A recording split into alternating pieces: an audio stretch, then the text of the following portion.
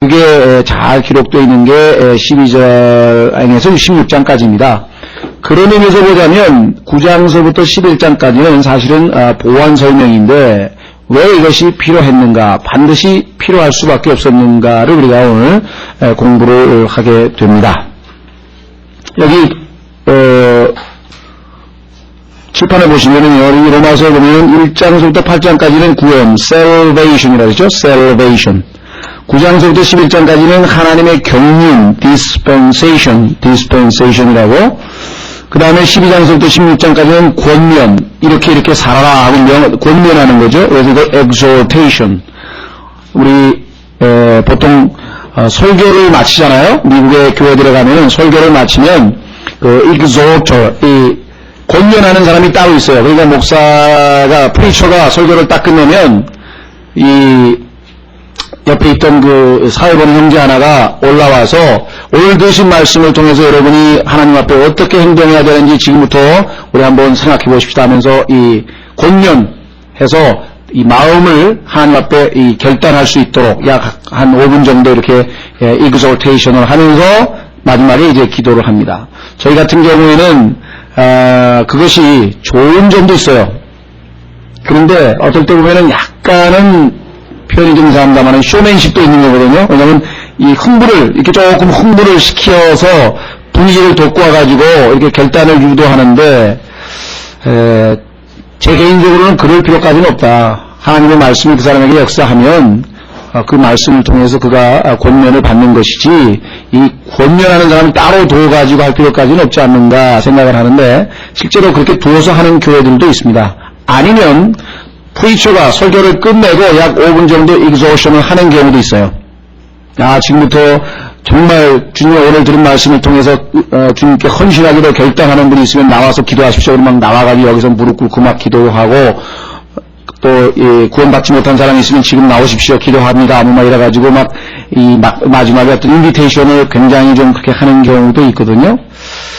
그게 의도는 좋은데 나중에 보면은 그게 점점 뭐랄까 좀 인위적으로 사실은 지금 가만히 있는데 계속해서 막 헌신할 사람 나오라 그러니까 괜히 앉아있으면 헌신 안 하는 사람처럼 보이니까 할 수 없이 그냥 마음에 부담을 느껴서 나가지고 막 엎드려 기도하고 또 반면에 어떤 사람은 자기가 굉장히 영적으로 막 뜨겁다는 것을 보여주기 위해서 막 일부러 나와가지고 막 사람들 앞에 저 형제는 그냥 매주 설교 때마다 나오네 그러면서 또 칭찬받으려고 나온 사람도 있고 이게 부작용이 만만치가 않아요.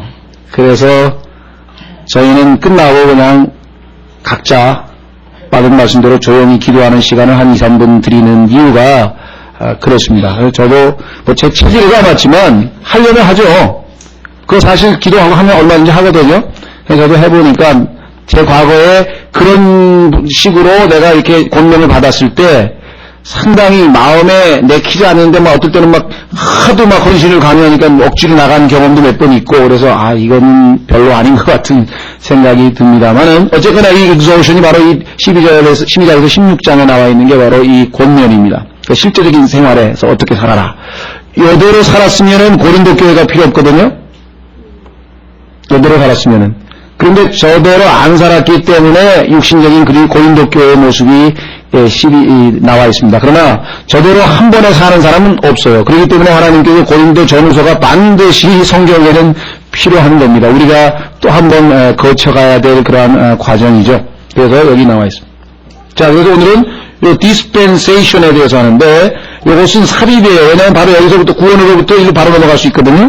자, 보십시오.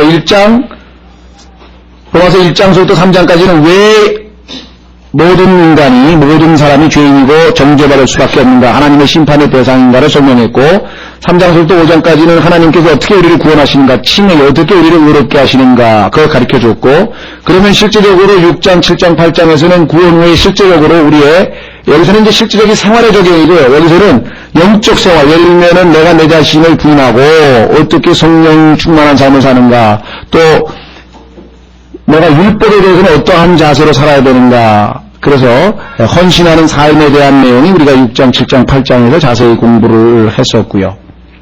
자, 그 다음에 이제 오늘 9장서부터 하나님의 경륜에 관한 얘기인데 이것은 이스라엘의 과거와 현재와 미래인데 왜 이런 문제가 언급을 반드시 하고 넘어가야 되느냐. 여러분도 아시다시피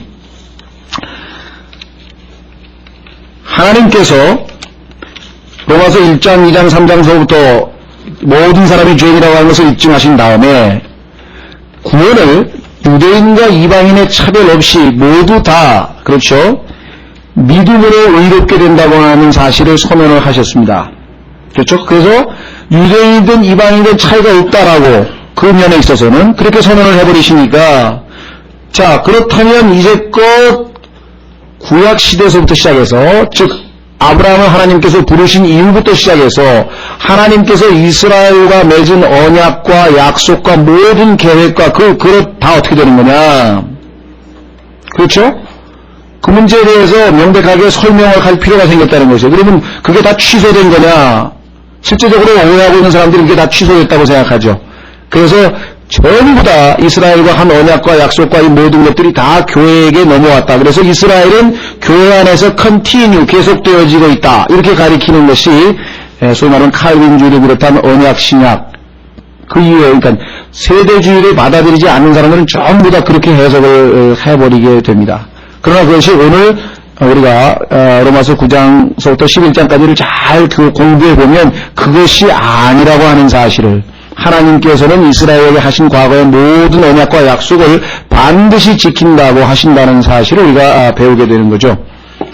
그렇다면 현재 이스라엘은 한쪽으로 제껴놓으신 것 같은데, 올리브나무가 참 올리브나무가 지금 꺾여가지고 지금 저쪽에 놓여져 있는 것 같은데, 도대체 그러면 이 현 교회 시대에 있어서 이스라엘은 어떤 상태고 미래는 어떤 식으로 회복이 될 것이냐, 이런, 그 다음에 과거에는 하나님께서 또 그들을 어떻게 다루셨는가. 그래서 이스라엘의 과거, 현재, 미래에 대한 하나님의 마스터 플랜, 이런 경륜이 펼쳐지기 때문에 사실 어떤 의미에서 보면 성경 전체를 다 다루는 얘기가 되어버린다. 그래서 교리적으로 상당히 조금은 어렵지만 잘 이해하면은 정말 성경을 전체적으로 꿰뚫어 볼 수 있는 그런 좋은 공부가 되겠죠. 자, 그래서 여러분도 아시다시피 처음에 복음을 누구에게 먼저 전했습니까? 유대인에게 먼저 전하셨죠. 예수님께서 오셔서도 내가 이스라엘에 잃어버린 양들에게 이외에는 보내심을 받은 바 없다, 이렇게 말씀을 하셨고요. 또 여러분 잘 아시는 로마서 1장 16장 16절에서도 먼저는 유대인에게요, 그 다음에 헬라인에게라 해서 복음은 항상 유대인에게 우선권이 주어졌다고 하는 사실을 여러분 잘 아실 겁니다. 그렇죠?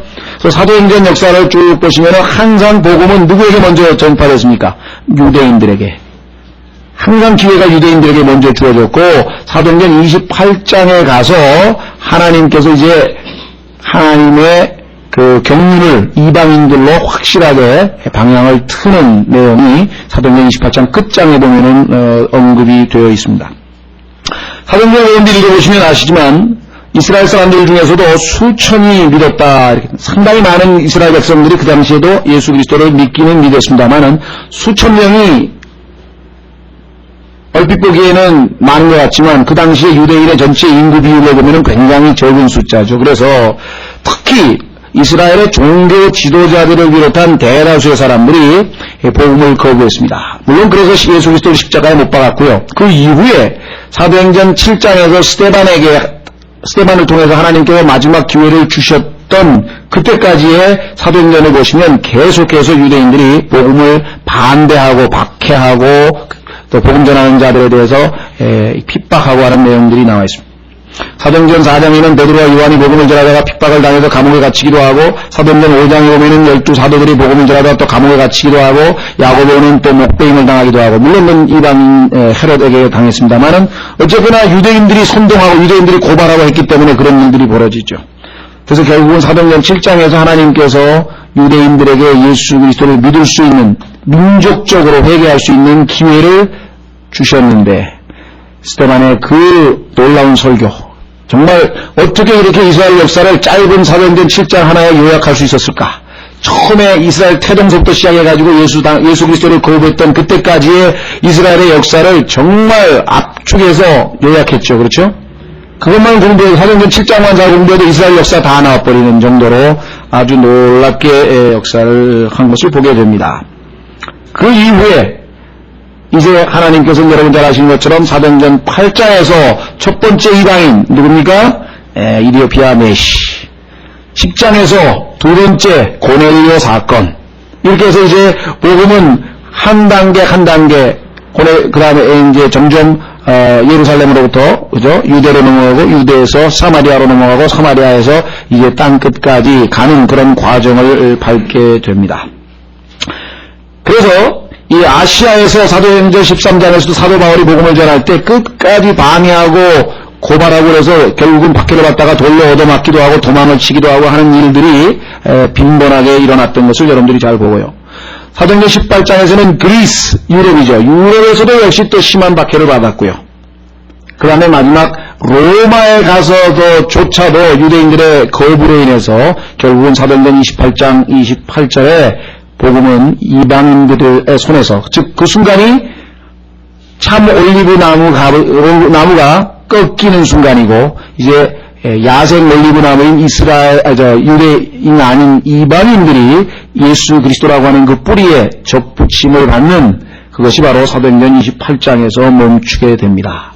그 이후로 여러분들 아시다시피 복음은 아주 이 급속도로 이 유럽에서 서북쪽으로, 방향은 서북쪽이죠. 서북쪽 방향으로 급속도로 번져 나가게 됩니다.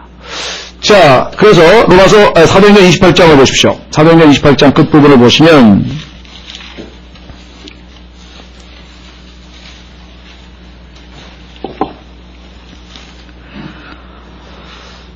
바울이 열심히 복음을 전했는데 유대인들이 믿지 아니하였습니다. 그래서 25절에 사도행전 28장 25절에 그들이 서로 동의하지 아니하고 떠날 때 바울이 한마디 말을 하되 성령님께서 대언자 이사야를 통하여 우리 조상들에게 잘 말씀하셨도다. 이르시되 이 백성에게 가서 말하길 너희가 듣기는 들어도 깨닫지 못하며 보기는 보아도 알지 못하리라. 그 까닭은 이 백성의 마음이 무디어지고 그들의 귀는 듣기에 둔하고 그들의 눈은 감겼기 때문이니 이것은 그들이 눈으로 보고 귀로 듣고 마음으로 깨달아 회심함으로 내게 고침을 받지 못하게 하려 함이라 하셨느니라.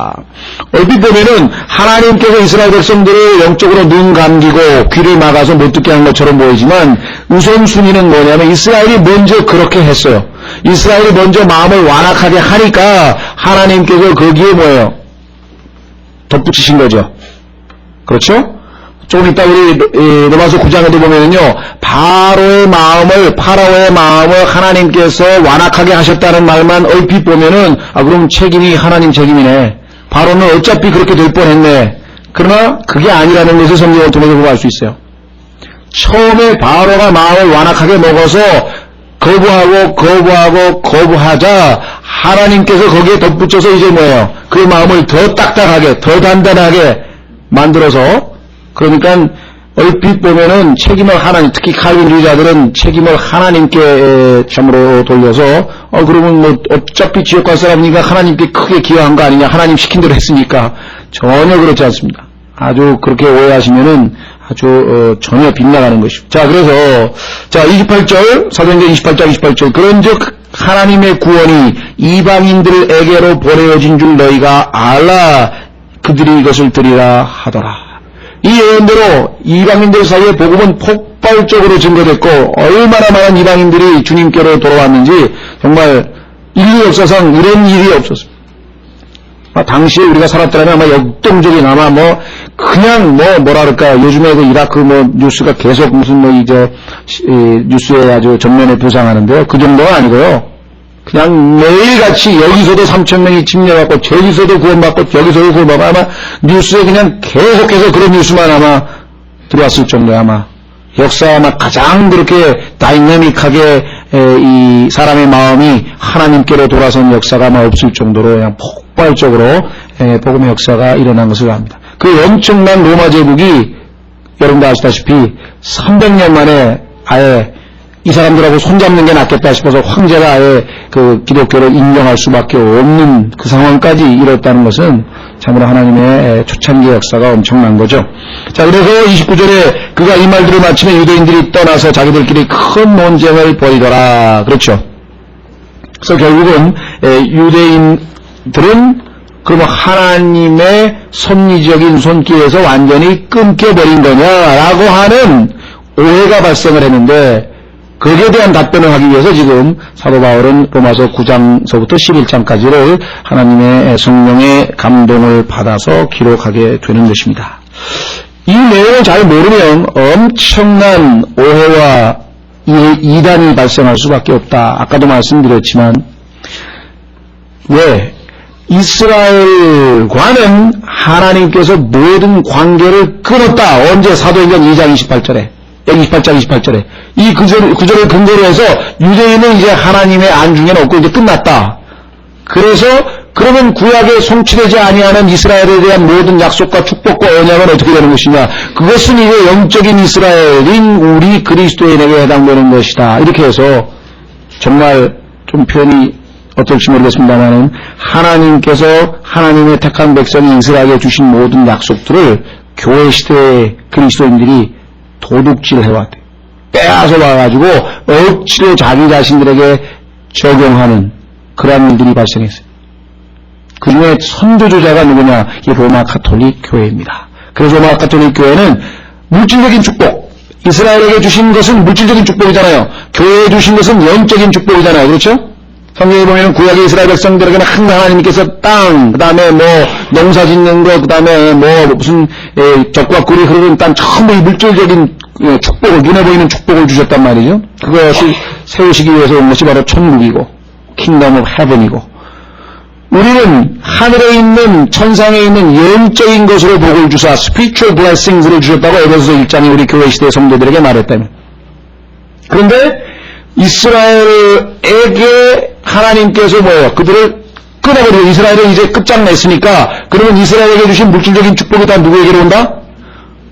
우리에게로 온다. 그래서 로마 가톨릭 교회에서 선교사를 보낼 때 항상 누구를 동반했느냐? 군대를 동원해서, 왜? 눈에 보이는 땅부터 점령해야 돼, 땅.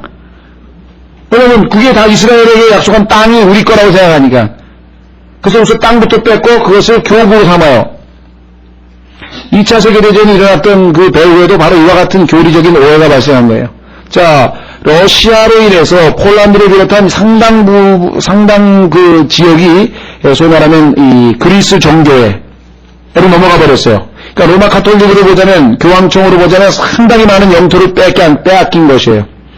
그래서 히틀러가 미락을 체결하면서, 콩코르데시라고 하는데, 미락을 체결하면서 히틀러가 가톨릭 신자니까 그 땅을 빼앗는 즉시 폴란드는 가톨릭의 교구로 편입시킨다. 이런 미락을 체결해서 무한정 아주 쳐들어갈 수 있도록 아주 교황의 허락을 받고 아주 마음껏 이 폴란드고 오스트리아고 다 침략을 한 것입니다. 지금 뭐 세르비아 사태라고 그 위에 코소보 사태라고 이런 게 다 전부 다 지금 이 이스라엘에 대한 하나님께서 약속하신 물질적인 축복을 로마 가톨릭 교회가 그것도 우리 거고 영적인 축복도 우리 거고 그 다 두 개 다 우리 거니까, 그래서 교황청은 뭐예요? 지금 현재 여러분 아시다시피 국가로서, 지금 독립국가로서 하나의 이 땅의 왕국으로 지금 서 있잖아요. 재정도 있고 뭐 대사도 파견하고 다 이것이 성경과 무관하지 않은 일들입니다. 그리고 그걸로 인해서 얼마나 많은 사람들이 죽었는가를 한번 생각해요. 왜? 그것은 바로 국가 종교, 처치 스테이트를 만들어내기 때문에 그렇습니다. 교회사를 공부해보신 분들은 바로 이 로마서 9장과 11장에 대한 오해, 이것을 잘 공부하지 못하면 이로 인해서 생기는 이 피해와 오해와 이단과 이런 뭐 교회사에서 가장 커다란 것입니다. 자, 그래서 이거를 우리가 좀 잘 공부해야 되겠다. 그 중요성을 좀 말씀을 드렸고요.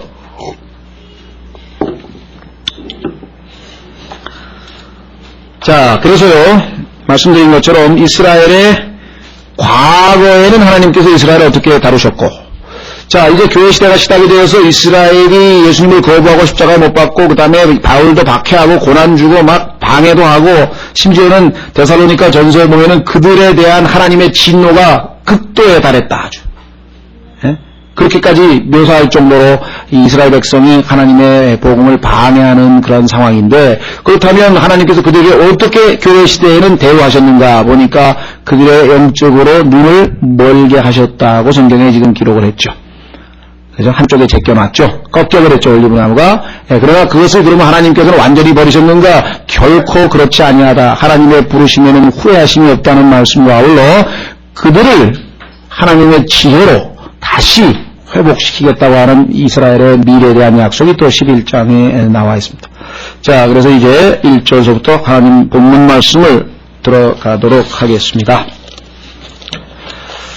한국에 있는 일반 교회들에서 이 로마서 9장, 10장, 11장만 잘 가르쳐서도 칼빈주의를 할 수가 없습니다. 성경을 알면 도저히 칼빈주의를 주장할 수가 없을 텐데 참 마음이 안타깝습니다만은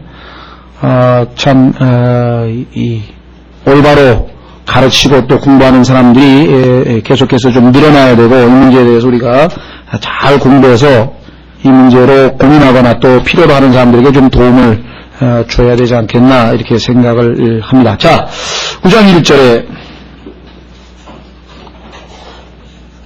내가 그리스도 안에서 진실을 말하고 거짓말을 하지 아니하노라. 왜 이런 얘기를 했을까요? 처음에 바울은 바리새파입니다. 가말리엘 문하고 그냥 유대인 중에서도 정말 골수 유대인이고 대단한 실력파인데 그렇죠?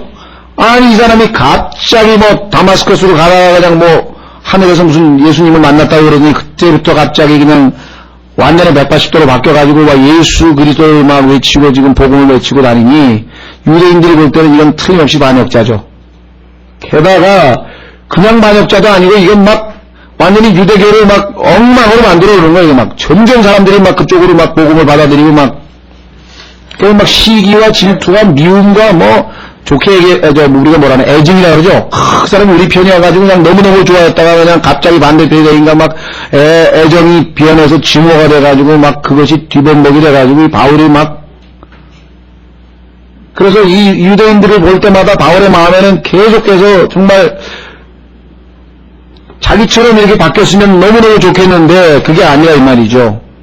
보면은 뭐 유대인들에게 몽둥이를 얻어맞기도 했고 저주받기도 했고 뭐 돌로도 맞기도 하고 뭐 하여간 얼마나 이 고통을 많이 받았는지 바울 서신에 그게 기록되어 있어요. 아까 제가 말씀만 드렸나면 찾아보죠. 데살로니가 전서 2장 16절. 왜 이 구절을 직접 찾냐면요. 이 구절을 또 뜯어 고쳐가지고 아주 중요한 구절입니다. 데살로니가 전서 2장 16절. 유대인들이 얼마나 이방인들에게 복음 전하는 자기를 괴롭히고 했는지 이렇게 됐습니다. 우리가 이방인들에게 말하여 그들이 구원받게 되는 것을 금하고, 그죠? 이스라엘 백성들이, 유대인들이 방해했죠. 그 다음에 항상 자기 죄들을 가득 채웠으니 이는 진노가 극도로 그들에게 임하였음이니라. uttermost. 이 극도라고 하는 말은요, 하나님께서 그래서 뭐예요? 이스라엘은 아까 얘기했지만은 그 뿌리로부터 가지를 꺾어버렸다 그랬잖아요. 그 한쪽으로 제껴놨죠. 그래서 2000년 동안 하나님께서 단련을 시키고 징계를 했다가 나중에 이제 회복을 시키실 터인데, 이것을 아까 얘기했던 그 로마 가톨릭 교회를 지지하는 사람들, 그러니까 이스라엘에 관한 하나님이 끝장을 냈다. 이제는 이스라엘은 이제 없다. 모든 축복은 다 교회로 왔다. 이렇게 주장하는 가톨릭 교회 사람들이 이걸 어떻게 뜯어고쳤냐면요. 진노가 completely and forever. 완전하게 영원히 임하였다. 이렇게 성경을 뜯어고쳐가지고 하나님께서 이스라엘의 회복이라고 하는 엄청난 종말론의 핵심 교리를 다 무너뜨렸대요. 무서운 사람들이죠? 하나님이 정하신 디스펜세이션, 하나님이 정하신 마스터 플랜, 하나님께서 정하신 그 위대한 계획을 성경을 뜯어 고쳐가면서까지 자기들에게 악의 인수격으로 유리하게 적용하기 위해서. 생각해 보셨어요? 어떤 사람은 내가 구원받고 내가 축복받고 내가 우리 집 잘 되고 만사형통하고 그러면 됐지 뭐 이렇게 어려운 거 성경 공부를 하세요. 막 이런 사람들 가끔 가다가 있는데, 이 하나님이 어떠한 분이고 이 하나님이 나의 아버지시고 나의 아버지가 가지고 계신 놀라운 계획이 무엇인가를 우리가 깊이 알면 알수록 하나님에 대한 경배와 하나님에 대한 사랑과 충성과 우리 신앙에 밀접한 관계가 있는 것이에요.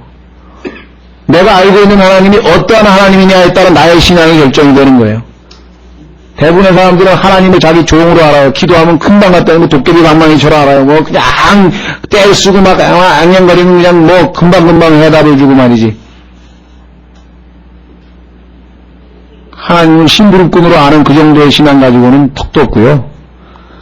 하나님에 대해서 알면 알수록 오죽하면 바울이 에베소 교회에게 기도할 때 하나님께서 지혜와 계시의 영을 주시사 너희로 하나님을 알게 하시고 왜 그렇게 기도했겠어요? 너무나도 모르는 거예요. 여러분 생각해보세요. 3살짜리 2살짜리 어린애가 자기 아버지가 어떤 사람인지 알겠어요? 또 아버지가 얼마만큼 자기를 위해서 복음도 드리고 뭐도 하고 지금 미래의 계획을 어마어마하게 쫙 플랜 짜놨는데 아무것도 모르기에는 자기 하고 싶은 대로 하려고 그러겠죠. 그거하고 너무나 똑같은 거예요. 바울도 너무 마음이 답답해서 그 기도가 먼저 한 것을 보게 되면 자 여기서도 지금요 complete and forever 이건 완전 성경을 뜯어 고치네요. 그렇지 않습니다. 하나님께서 극도로 이게 이제 때가 이제 full 수만 꽉 찬 거예요. 마치 아모리 족속의 죄가 꽉 찼을 때 하나님께서 이스라엘 백성들을 출애굽 시켜서 그들을 다 멸하셔서 가나안 땅으로 들어가게 하신 것처럼 또 때가 꽉 찼을 때 이스라엘의 죄들이 꽉 찼을 때 북왕국을 아시리아를 통해서 징계하시고 남왕국을 바벨론을 통해서 징계하셨듯이 또 70년이 꽉 찼을 때 하나님께 다시 바벨론으로부터 돌아오게 하셨듯이 그렇죠? 이 타이밍에 이스라엘은 뭐예요? 죄악이 꽉 차서 하나님께서 이제 다시 잠깐 제껴놓고 교회 시대라고 하는 새로운 경륜, 전혀 다른 하나님의 경륜 방침을 밝히신 거죠. 완전히 다 없애버린 게 아니라는 사실을 꼭 기억을 하셔야 되겠습니다. 자, 그래서 이와 같은 상황에서 이 유대인들에 대한 자기에 대한 감정이 좋을 리가 없다는 것을 너무나 알기 때문에 바울은 내가 말하는 것이 진실이라고 하는 사실을 지금 강조하는 것이에요. 오죽하면은 내가 그리스도 안에서 진실을 말하고 거짓말을 하지 아니하노라. 왜 이렇게 써요? 입만 내면 너 거짓말 하는구나 이놈아 하고 막 유대인들이 대들 거 아니에요. 예? 그래서 지금 아주 절대절명의 순간에서 지금 이야기할 수밖에 없는 상황이라고 하는 것을 이야기하고 있습니다. 그렇죠? 네. 자, 내가 그리스도 안에서 진실을 말하고 거짓말을 하지 아니하노라. 저기 뒤에 보면은 그 조영기 목사라고 하는 분이 불교대학원에 가서 거짓말한 내용을 저 갖다 붙여놨으니까 이따 한번 보십시오. 기독교에만 유일하게 구원이 있는 게 아니고 내 마음에 있는 예수나 여러분들 안에 있는 부처나 다 똑같은 것입니다. 그걸 공고색상에서 본색을 드러낸 건지 인정받고 싶어가지고 그 순간에 그냥 좀 타협을 한 건지 그것까지는 우리가 함부로 판단할 일은 아니지만 하여간 뭐 일단 열매는 그렇게 나왔으니까요. 또 뭐 그거는 뭐 일부만 보도한 거고 오보다 그래가지고 막 또 순복음교회사님 나서가지고 그 얘기가 아니고 그냥 불교도 존중해야 된다는 그 정도의 말을 또 근데 뭐 강의 들은 사람들이 있는데 거기서 제가 좀 빗나갔습니다. 예, 그래서요 두 번째는 내 양심도 성령님 안에서 나를 증거하거니와. 참 이거 보통 이야기가 아닙니다.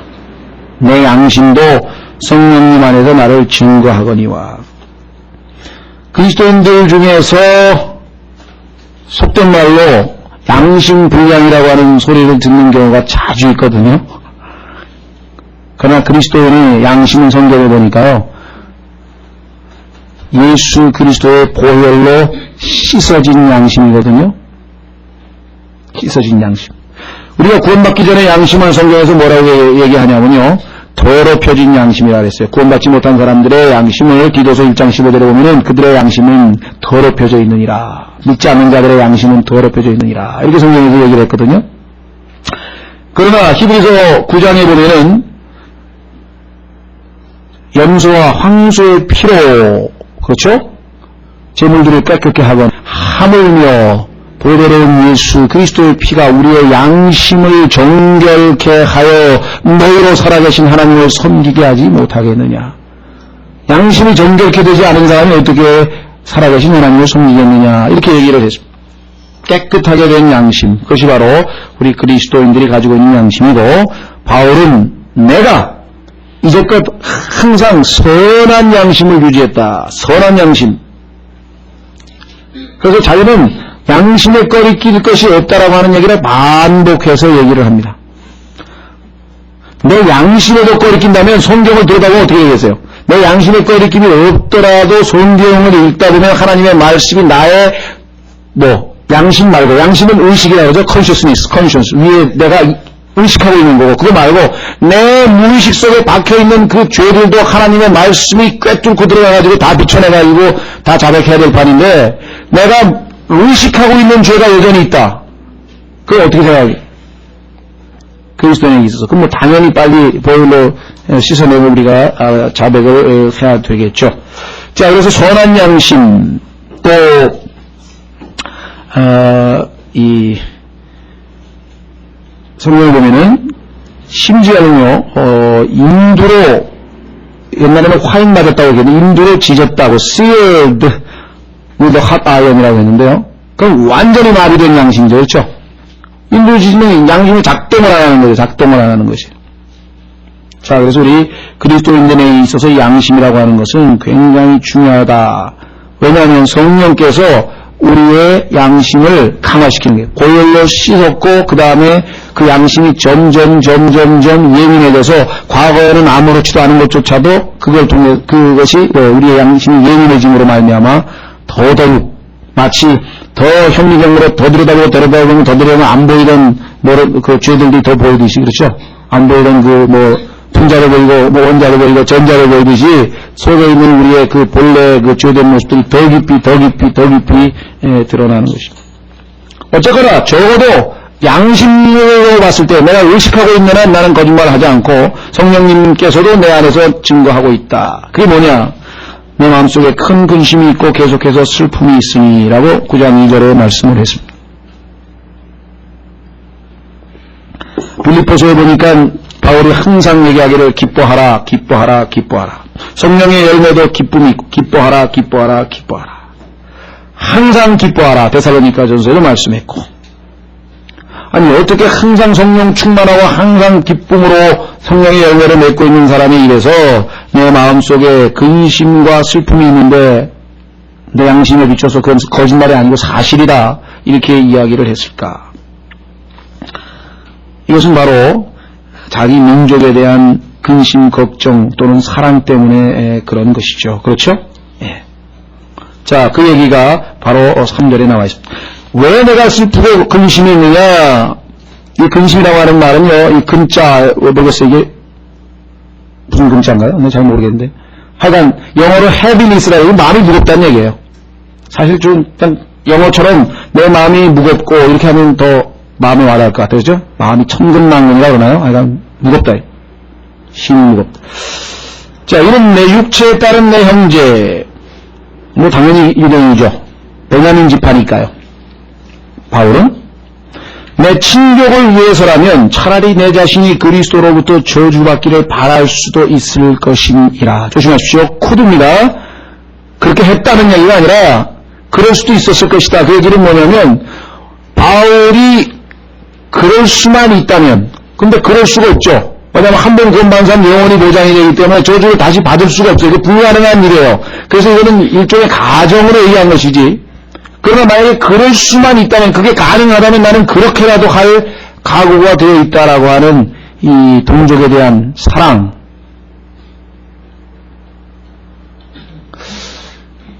여러분 어떠십니까? 우리 대한민국의 국민들을 구원받지 못한 이 주변에 있는 동포들이라 할까요? 북한 동포도 말할 것도 없지만요. 또 이 가까이에 있는 구원받지 못한 사람들, 옆집에 사는 이웃 사람들도 있을 것이고요. 직장에서 만나는 사람들이나 이런 사람들에 대해서 바울과 같은 심정을 가진 사람이 도대체 몇 명이나 될 것인가? 참 아주 크게 도전이 되는 말씀이 아닐 수 없습니다. 물론 이 열정이 때로는 지나친 감도 있습니다. 여러분도 아시다시피 모세도요, 여러분 잘 아는 것처럼 출애굽기 32장에서 이 모세가 하나님께 율법을 받으러 올라가가지고 거룩한 지금 시간을 보내고 있는데 이 아론에게 막 협박을 해가지고 그냥 강제로 이제 금송아지 만들어가지고 뻘거벗고 마시고 놀고 춤추고 우상숭배하고 있었던 모습. 그때 모세가 내려와서 진노하고 돌판을 집어 던져서 그 돌판을 들여다보기도 전에 벌써 깨져버리는 그런 참 비참한 이 역사의 시작을 우리가 성경을 통해서 잘 알고 있지 않습니까? 하나님께서 얼마나 진노가 극에 달했는지 내가 이거를 wipe out 싹 쓸어버리고 내가 너를 통해서 새로운 민족을 내가 아주 만들겠다고 했을 때 하나님의 그 기억의 책 Book of Remembrance라고 하는데 우리가 얘기하는 게 생명의 책과 같겠죠, 신약에서.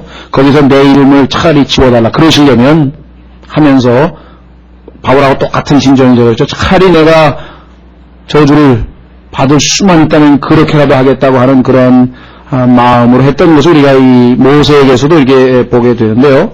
실제로 이 바울은 여러분도 아시다시피 하나님께서 이방인의 사도라고 얘기를 했습니다. 로마서 15장을 나중에 보시면 아시지만요. 15장 8절에서는 예수 그리스도는 하이웨이 일꾼이고 자기는 이 무할례자들 즉 이방인들의 일꾼으로 하나님께 자기를 택하셔서 예수 그리스도의 이방인들에 대한 사역을 자기가 계승한 사도라고 하는 사실을 로마서 15장에서 확실하게 밝혔고 또 성경이 이것을 인정하는 바입니다. 베드로는 하이웨이자들에게 보내셨다고 또 갈라디아서에서 말씀을 했죠. 그럼에도 불구하고 이방인들의 사도인 바울이 어떻게 해서 예루살렘으로 유대인들에게 복음을 전하러 목숨을 걸고 갔는가? 사도행전 20장에 보면은 바울이 그 구제, 요즘으로 얘기하면 구제금이죠. 헌금을 가지고선 고통당하는 이 예루살렘 그리스도인들에게 성도들에게 이제 찾아가게 될 때 여러분도 아시다시피 하나님께서 여러 예언자들 선지자들을 보내서 거기 가면 안 된다. 이 허리띠의 임자가 이렇게 묶일 것이다. 등등등등. 또 배를 타고 내렸을 때에도 또 누굽니까? 빌립의 7 딸들인가요? 딸들이 와서 또 예언을 하고 해서 하나님께서 여러 번에 걸쳐서 바울이 자기 친족과 자기 동족에 대한 견딜 수 없는 사랑과 이것은 하나님께서도 높이 평가하는지 모르지만 거기에 가는 것이 하나님의 뜻이 아니라고 하는 사실을 여러 번에 걸쳐서 말씀해 주신 것을 아마 사도행전을 읽으신 분은 다 아실 거예요. 그렇죠? 바울은 강행을 했대. 내가 목숨을 두려워하는 줄 아느냐 하면서 막 얼핏 보면은 그게 굉장히 바울이 아주 뭐랄까 주님을 위해서 하는 것 같지만요. 그게 바울의 종교적 열심이었어요.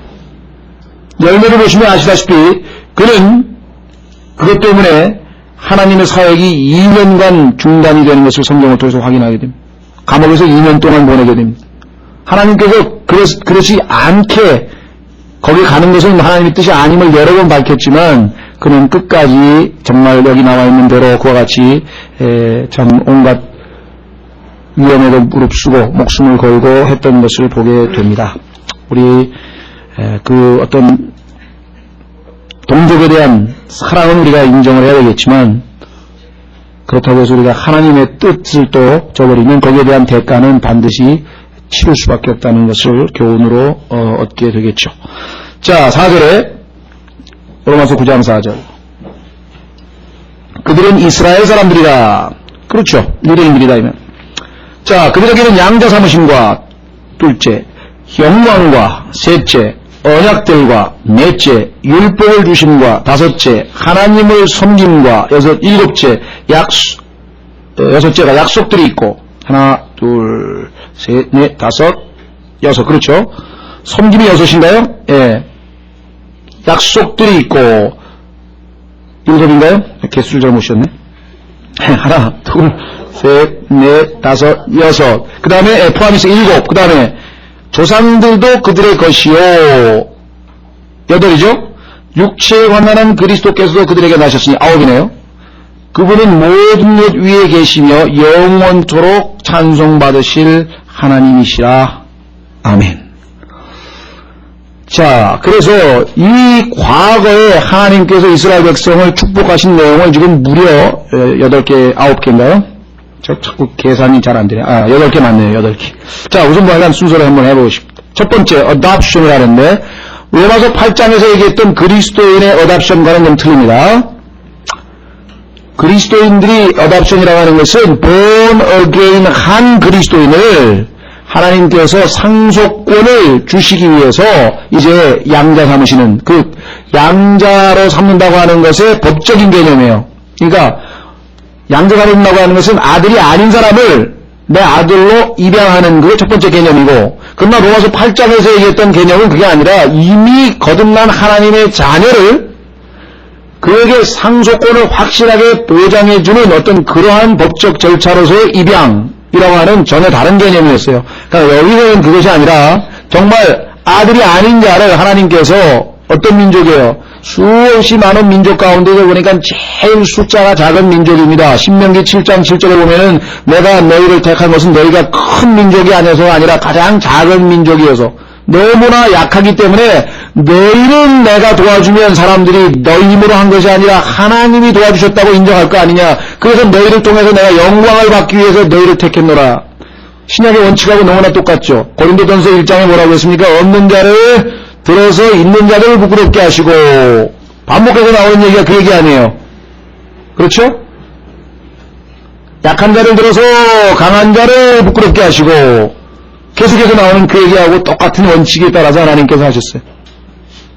자, 하나님께서 하늘의 별처럼 바다의 모래처럼 이 자손을 불려준다고 했는데, 그렇게 약속을 한 사람에게 부인은 요즘 말하는 대로 불임 여성을 줬다, 이게. 아이를 못 낳는 여자를 줬다고 어떻게 되겠어요? 만약에 그가 아이를 낳아서 하나님의 약속이 이루어지면 사람들이 다 뭐라 그러겠어요? 하나님이 하신 거지 너희가 한 게 아니다. 하나님께서 영광을 받으시기 위해서. 그렇죠. 그것이 바로 하나님의 방법인데, 자, 그래서 이 이스라엘 백성들이 택함을 받아서 하나님의 양자로 되는데, 이것이 성경에 곳곳에 나옵니다만 우리는 많이 찾을 수는 없고요. 두 구절만 보겠습니다. 출애굽기 4장 22절.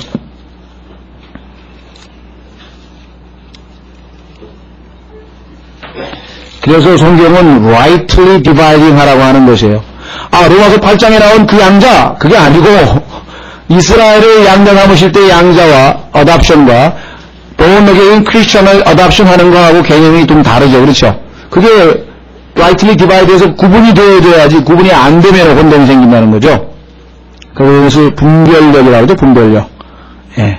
주황색하고 진홍색하고 뭔가 조금씩 틀리잖아요. 다 똑같은 거 아니야. 약간의 차이가 있을 때라도 우리가 그걸 분별해내면 그 사람은 아주 이 미술에 관한 뛰어난 사람이고, 우리같이 둔한 사람은 뭐 피아노를 쳐도 이게 반응인지, 반응이 올라간 건지 내려간 건지 이런 거 잘 모르지만 예민한 사람은 벌써 알잖아요. 가만히 있어봐. 오보에가 반응 틀렸어. 뭐 이런 사람 있잖아요. 정말 대단한 사람들이에요. 음악 들으면서 뭐 오보에가 반응 틀렸다까지 잡아내는 건 뭐 대단하죠? 예. 자, 출애굽기 4장에 보면은요, 하나님께서 21절, 출애굽기 4장 21절에 보시면 주께서 모세에게 이르시되 내가 이집트로 돌아가거든 내가 내 손에 준 그 이적들을 파라오 앞에서 다 행하라. 그러나 내가 그의 마음을 완악하게 할 것인즉 그가 백성을 가게 하지 아니하리니 너는 파라오에게 이르기를 주께서 이같이 말씀하시되 이스라엘은 내 아들 곧 나의 처음 난 자라 하시느니라. 이스라엘 개인이 아닙니다. 야곱이라고 하는 인물, 이스라엘로 이름을 바꾼 인물이 아니라 이스라엘 민족 전체가 집단적으로 한 네이션이 하나님의 한 아들로, 오늘은 뭐야? 오늘날 교회 시대는 인디비주얼, 개개인이 다 하나님의 아들들이 되는 거죠.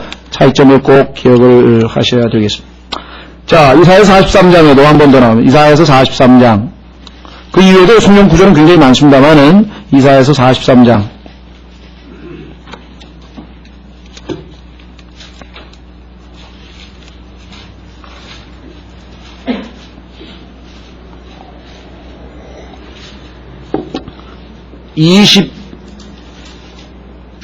20절서부터 21절입니다. 들짐승 곧 용들과 올빼미들도 나를 존경할 것은 내가 광야의 물들을 내고 사막의 강들을 내어 내 백성 내가 택한 자들을 my chosen, 그래서 유대인들이 선민이라고 하는 의식을 갖고 있는 거죠. 마시게 할 것입니다. 이 백성은 내가 나를 위하여 지었나니. 아까도 말씀드렸죠. 근데 하나님께서 어떤 걸 지었어요? 아주 약한 민족을 지었어요. 내가 나를 위하여 지었나니 그들이 뭐라 했습니까? 나의 찬양, 내 찬양을 보이리로다. 만천하의 이스라엘의 하나님을 알리면 사람들이 하나님을 찬양하게끔 하기 위해서 이스라엘이 존재하는 거예요. 그런 놀라운 사실은 신약에서도요, 에베소서에 보면은 우리가 궁극적으로 뭐예요? 주의 찬양이 되게 하려 함이라. 에베소서 1장 9절에 보면 12절인가요? 제가 9절 아니면 12절. 무슨 말입니까? 우리의 존재 목적도 결국은 우리를 통해서 예수 그리스도께서 드높임을 받기 위함. 그래서 우리가 하나님의 영광을 위해 산다고 하는 말씀이 바로 그것입니다. 자, 따라서 우리는 양자 삼으심이 바로 이스라엘에게 주신 하나님의 첫 번째 축복이요. 두 번째, 영광.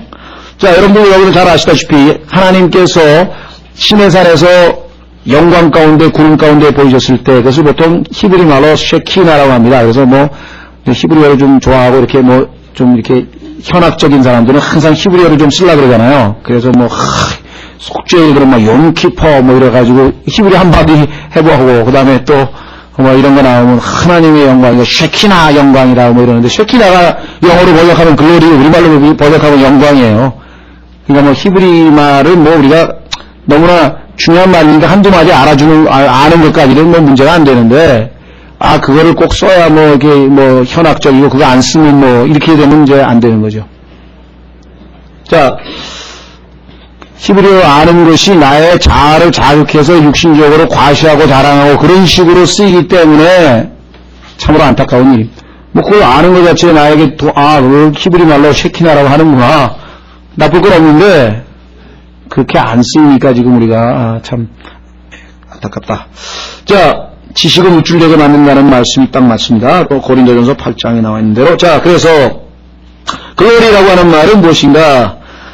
말씀대로 하나님의 임재를 나타내는데 하나님께서 항상 그들 가운데 임했어요. 그래서 그 하나님 만드신 장막, 만들어가지고 장막에 보면은 항상 그 지성소의 구름이, 때로는 불기둥이, 구름기둥이, 아니면 이와 같은 것들로 인해서 하나님의 임재를 항상 나타냈었다. 도대체 세계의 어느 나라 민족이 하나님으로부터 맏아들이라고 그렇게 칭호를 받았으며 하나님이 실제 그와 같은 방식으로 영광으로 임재 가까이서 있었던 게 어디 있느냐. 대단한 특권. 자, 세 번째, 언약들. 성경에 나오는 언약들이 많지만요, 이스라엘 백성과 하나님께서 맺은 언약은 세 가지를 기억하셔야 되는데, 첫 번째는 아브라함과 맺은 언약입니다. 그것은 뭐냐면 땅을 주겠다. 여러분 잘 아시는 것처럼 팔레스타인 땅, 하나님이 약속하신 그 땅, 적과 꿀이 흐르는 땅을 주겠다고 하는 그 언약이 있고요. 지금도 그것이 유효합니다.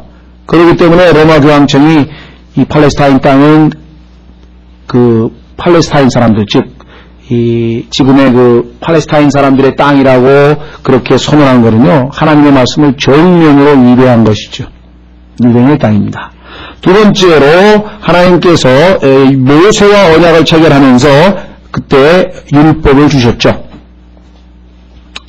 자, 그래서 율법, 땅, 율법. 그 다음에 세 번째 언약은 다윗에게, 다윗과의 언약, 아브라함, 그 다음에 모세, 그 다음에 다윗과의 언약은 무엇입니까? 내 왕국을 영원 무궁토록 하시겠다는 거예요. 천국, 왕국. 물론 내 예수 그리스도를 통해서 하나님께서 이루실 일이지만요.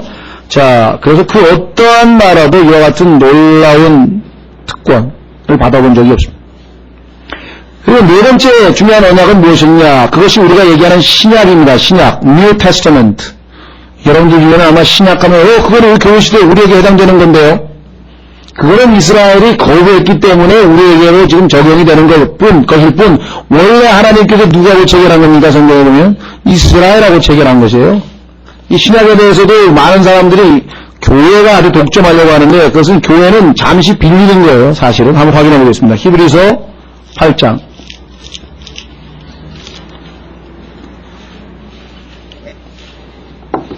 여러분 아시다시피 마태복음 27장에서 예수님께서 26장에서 새 언약을 체결했습니다. 유대인과. 그렇죠? 근데 아시다시피 예수님 십자가에 못 박아 죽이고 거부해버렸잖아요. 그렇죠? 그래서 그 신약이 민족적으로 이스라엘과 체결이 됐는데 그게 거부됨으로 말미암아 거기에 혜택이, 그 신약에 예수님의 보혈로 인해서 우리가 구원 얻는 그 혜택이 이방인들에게도 어떻게 individually, 개인적으로 이제 적용이 되는 것이죠. 자, 요한복음 1장 11절에 뭐라고 했습니까? 그가 오셨으나 누구에게? 그의 백성에게. 그러나 그 백성이 그분을 받아들이지 아니해서 이제는 누구에게? 누구든지 그분의 이름을 믿는 자, 곧 영접하는 자, 그들에게는 하나님의 자녀가 되는 권세를 주셨으니, 아들들이 되는 권세를 주셨으니. 하나님의 경륜이 지금 바뀐 거잖아요. 그렇죠? 자, 히브리서 8장에 보시면 보세요. 10절. 히브리서 8장 10절에 보면은 그날들 이후에 내가 이스라엘 집과 맺을 언약은 이것이니. 왜 그렇습니까? 이스라엘을 여러분은 계약을 하는데 서로 계약을 체결하는데 한쪽 당사자가 그 계약을 안 받으니 사인을 안 하면 어떻게 됩니까? 계약은 무효죠. 그 이스라엘이 사인을 안 해버린 거예요. 예수님을 왕으로 안 받아들여버린 거예요. 그래서 계약이 무효가 돼버렸어요. 그런데 사인을 하는 사람들이 하나둘씩 늘어났어요. 그 중에 여러분과 제가 사인을 한 거예요. 주님이 주시는 그 복음 딱 새 언약에서 사인해가지고 예수님 믿고, 그러면 이스라엘 백성과는 뭐예요? 무효가 됐으니까 그 언약을 교회가 휴거된 이후에 환란을 통과한 이후에 사인할 준비가 되어 있는 자세, 준비를 다 갖춘 다음에 다시 체결해야죠. 이게 바로 지금 히브리서 8장 10절에 나와 있는 그날들 이후에 내가 이스라엘 집과 맺을 언약은 이것이니 곧 내가 내 법들을 그들의 생각 속에 두고 그들의 마음 속에 기록하여. 돌판에다 기록한 거는 들여다보기 전에 다 깨버렸어. 다 어겨버렸어. 그렇죠? 그리고 이제는 뭐예요? 그들의 마음판을 하나님께서 잘 준비시켜가지고 마지막 7년 제이콥스 트러블 7년 환란을 통해서 그들의 마음이 낮춰져서 히브리서 스가랴서 12장 10절에 보면은 하나님께서 하늘에서 은혜의 영과 간구의 영을 부어주셔서 회개하는 마음을 주시고 다윗의 집도 회개하고 나단의 집도 하고 모든 가족대로 다 이스라엘에게 마지막 순간에 회개하고 예수님께서 재림하셔서 그들의 왕이 되신다. 그때 여기 뭐예요? 체결할 바로 언약이 바로 이것인데, 이때는 돌판에다 기록하지 아니하고 어디다 기록한다? 마음속에 기록하여 나는 그들에게 하나님이 되고 그들은 내게 한 백성이 될 것이라 주가 말하노라. 그들이 각각 자기 이웃과 자기 형제를 가르쳐 말하기를 너는 주로 알라 하지 아니하리니 이는 가장 작은 자로부터 가장 큰 자리까지 다 나를 알 것이며 또 내가 그들의 불의에 대하여 긍휼을 베풀고 다시는 그들의 죄들과 불법을 기억하지 아니할 것임이라 하였느니라. 그분께서 새 언약이라 말씀하셨은즉 첫 언약은 낡은 것으로 만든 것이니 이제 쇠하고 낡아지는 것 곧 사라지리라. 자, 그런데 이 언약이 신약시대의 그리스도인들에게 개인적으로 적용되는 똑같은 내용이 히브리서 10장에 나오는 거예요. 한번 확인해 보세요.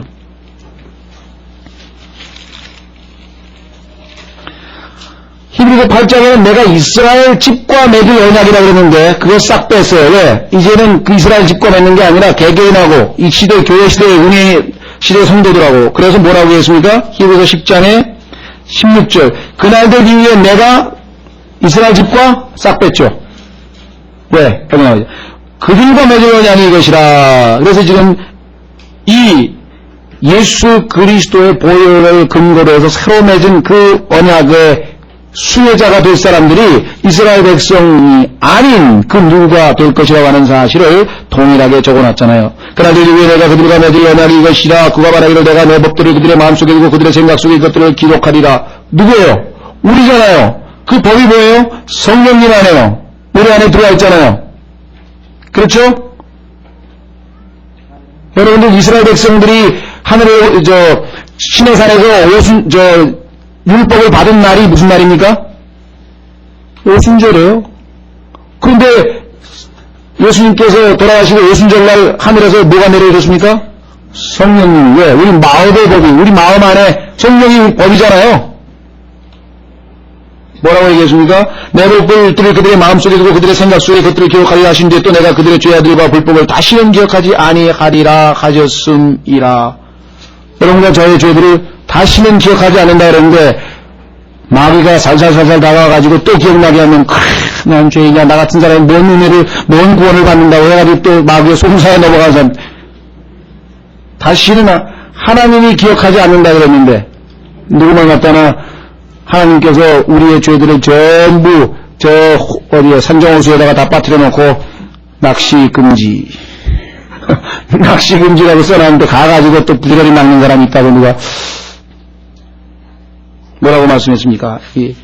이제 이것들을 사면하셨은즉 즉 다시는 죄를 위하여 헌물을 드릴 필요가 없느니라. 그러므로 형제들아 우리가 예수님의 피를 흘리고 새롭고 살아있는 길로 지성소에 들어갈 담대함을 얻게 되었나니 등등등등 전부 신약 성도들에 대한 하나님과의 교제에 대한 얘기잖아요. 자, 그래서 다시 우리는 로마서 9장으로 돌아옵니다. 언약들, 그러니까 세 가지 언약뿐만 아니라 신약도 사실은 이들과 체결하려고 했는데 거부해가지고 그 덕분에 우리는 뭐예요? 요즘에도 뭐라 그러나 이렇게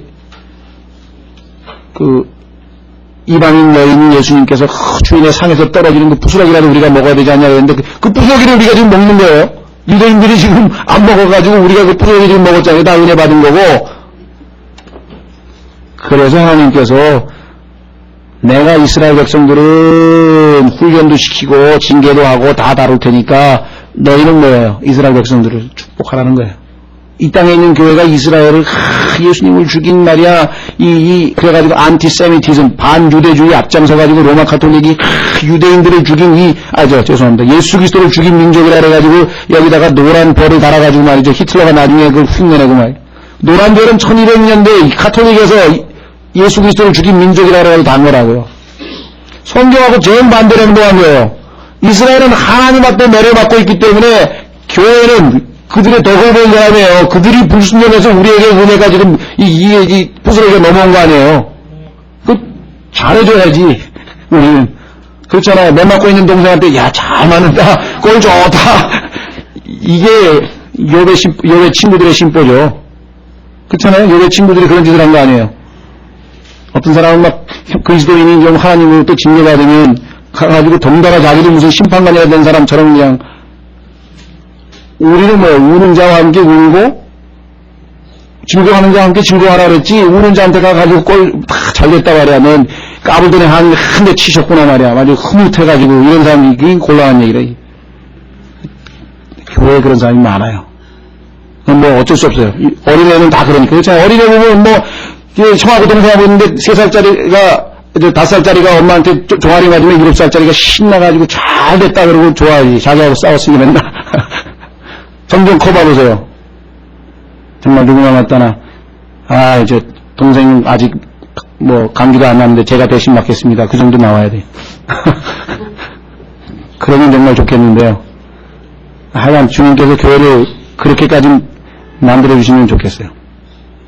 성장한 사람들만 있으면, 성장한 사람이 50%만 되면 그게 가능하거든요. 그때까지는 이제 할 수 없어요, 그냥.